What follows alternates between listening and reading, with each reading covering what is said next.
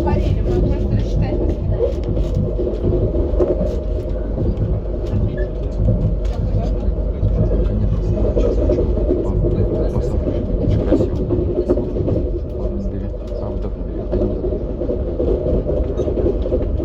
Не открывать спокойно с водой или сидеть, зачем тебя прошу? И так еле-еле. Сейчас будет некрасиво.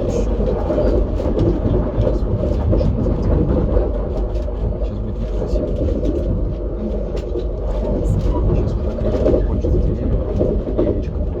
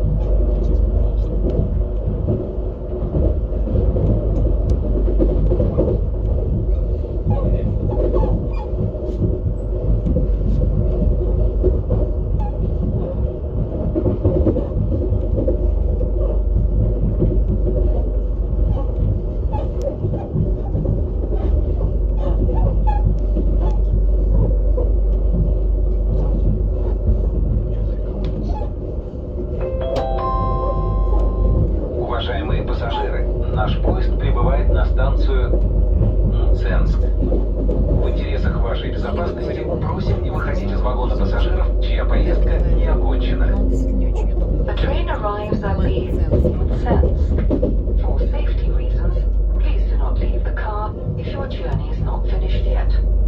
Стоянка поезда 2 минуты. В интересах вашей безопасности просим не выходить из вагона пассажиров, чья поездка не окончена. Выход из поезда на станции будет осуществляться из вагонов номер 2, 3, 4.